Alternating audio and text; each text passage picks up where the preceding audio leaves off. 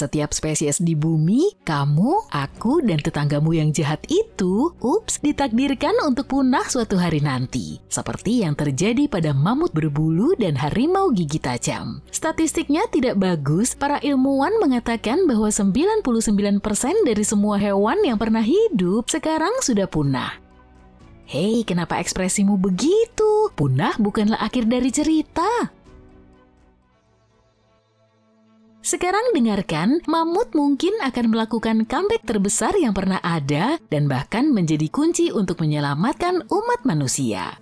Enggak lah, mereka nggak akan memberikan uang gratis sehingga kita tidak perlu bekerja lagi, tapi mereka bisa membantu situasi cuaca di planet kita. Di tundra Arktik ada tanah yang disebut permafrost. Ini seperti tanah dalam bentuk es. Tanah berubah menjadi permafrost ketika ia tetap sangat dingin selama 2 tahun berturut-turut. Tapi sekarang permafrost aktif mencair dan ini adalah berita buruk bagi semua orang karena saat mencair permafrost melepaskan banyak karbon ke udara.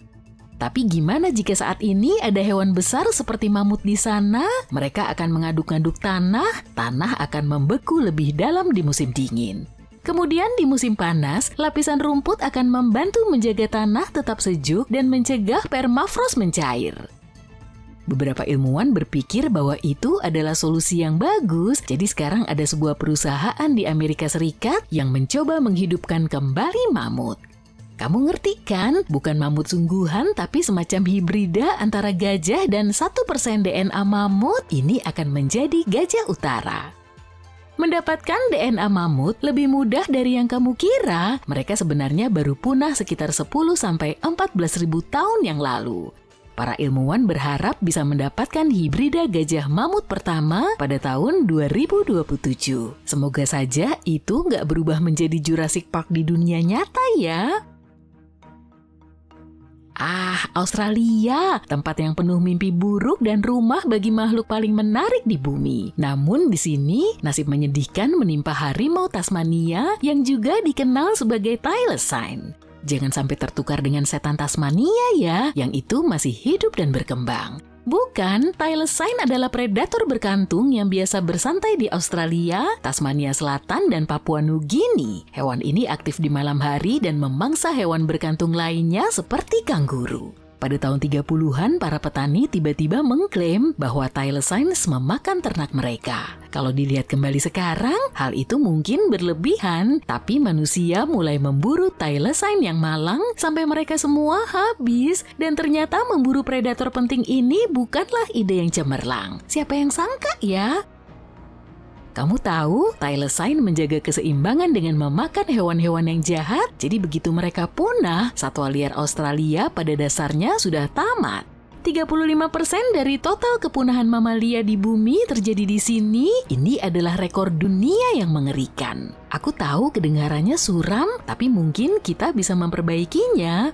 Masih ingat perusahaan yang kita sebutkan tadi? Perusahaan itu juga ingin mengembalikan thylacine. Untungnya banyak embrio thylacine yang masih diawetkan di dalam toples seperti acar yang menyeramkan. Jika kita membawanya kembali ke Tasmania, ini bisa membantu menghidupkan kembali seluruh ekosistem. Apakah kamu akan senang melihat mereka kembali ke alam liar? Aku juga, dan aku juga akan senang melihatmu menekan tombol suka dan berlangganan sehingga kamu bisa mengikuti fakta-fakta menakjubkan sepanjang tahun. Kita juga memiliki beberapa mimpi besar tentang makhluk kecil. Lakukan aja perjalanan ke resort ski Mount Hotham di Victoria, Australia. Dan di sini kamu bisa menemukan posum kerdil gunung, seekor hewan mungil yang sangat lucu. Mereka itu sangat langka, kita bahkan mengira mereka sudah punah. Yang kita miliki hanyalah fosil mereka. Kemudian seorang pemain ski melihat seekor posum di tumpukan kayu di pondok ski pada tahun 1966. Bayangin kalau kamu tiba-tiba menemukan penemuan hebat saat bersantai di liburan. Posum kecil ini dapat menghabiskan 7 bulan dalam setahun untuk tidur di bawah salju. Mereka sesekali bangun untuk makan makanan yang tersimpan, kemudian mereka bangun di musim semi untuk makan lebih banyak lagi, mencari pasangan dan kembali tidur lagi. Benar-benar hewan yang mudah dipahami. Karena mereka berhasil masuk ke dalam video ini, kamu bisa menebak bahwa mereka cukup terancam punah. Hanya ada kurang dari 2.000 ekor yang tersisa di alam liar. Semua itu karena rumah mereka saat ini tidak cocok untuk mereka. Tapi, hore, kita juga bisa membantu mereka. Nenek moyang mereka hidup di hutan dataran rendah sekitar 20 juta tahun yang lalu, jadi mungkinkah posum gunung bisa hidup lebih baik kalau kita bisa memindahkan mereka ke sana? Tentu saja kita tidak bisa begitu saja membawa mereka ke hutan dan berharap mereka bisa bertahan hidup. Sebaliknya, para ilmuwan ingin melepaskan posum secara perlahan ke hutan dan melihat bagaimana mereka bertahan hidup. Yuk kita berharap makhluk penyembuh ini bisa beradaptasi dengan kehidupan hutan. Katak perenung lambung selatan juga disebut katak platypus adalah makhluk yang unik. Ditemukan pada tahun 1972 di Queensland, Australia. Saat itu, katak ini mengejutkan para ilmuwan dengan cara melahirkannya yang sangat aneh. Lihat nih, induk katak menelan telur-telurnya, mengubah perutnya menjadi rahim, kemudian dia tidak makan sama sekali selama 6 minggu berturut-turut.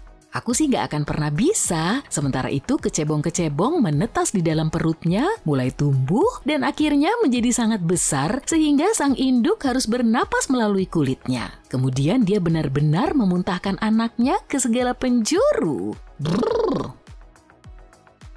Tetapi proses yang gila ini merupakan pencapaian evolusi yang hebat, itulah sebabnya hal ini menarik perhatian semua orang. Tapi keajaiban ini tidak berlangsung lama. Pada pertengahan tahun 80-an, semua spesies katak yang diketahui lenyap dari habitat aslinya. Kenapa? Kita nggak tahu. Ada banyak teori, tetapi hampir tidak ada bukti yang mendukungnya. Bagaimanapun selama bertahun-tahun, mereka secara resmi menjadi punah, tapi semuanya berubah pada tahun 2013. Para ilmuwan memulai sebuah proyek terobosan yang dinamai Proyek Lazarus. Mereka ingin membangkitkan katak-katak ini untuk mempelajari teknik cloning yang keren dari mereka. Apakah kalian siap untuk meniru metode pengawetan genetik mereka?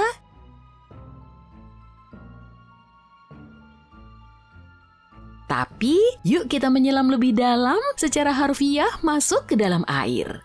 Temui Coelacanth. Makhluk ini hidup di lautan saat dinosaurus menjelajahi planet kita dan bahkan tidak menyadari adanya asteroid. Mereka adalah Methuselah dari laut, dapat hidup hingga 100 tahun, dan mereka bahkan tidak berpikir untuk memiliki keturunan hingga usia mereka sekitar 55 tahun. Setidaknya mereka punya banyak waktu untuk hidup dengan diri mereka sendiri. Kami sebenarnya mengira bahwa makhluk ini telah punah sekitar 65 juta tahun lalu. Tapi kemudian, spesimen Latimeria pertama ditemukan di lepas pantai Afrika Selatan pada tahun 1938. Sekarang mereka dikenal sebagai fosil hidup. Dan ikan-ikan ini sangat besar, beratnya bisa mencapai 90 kg.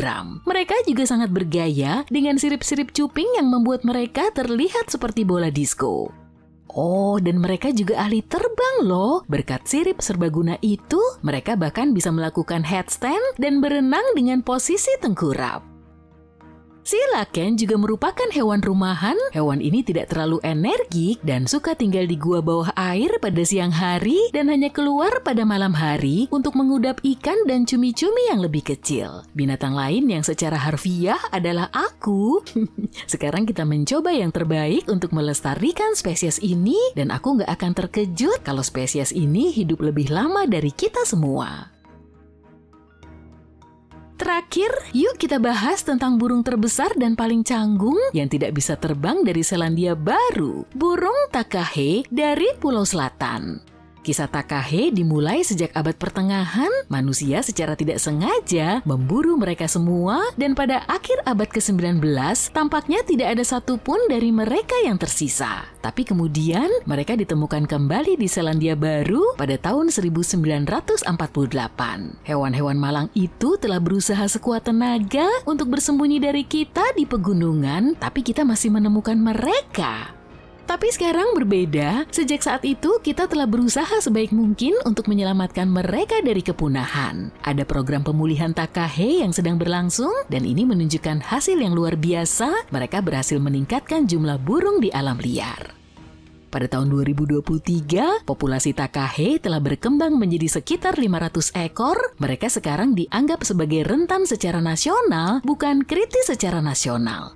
Ini adalah kemajuan kecil, tetapi tetap merupakan kemajuan. Yuk kita pertahankan.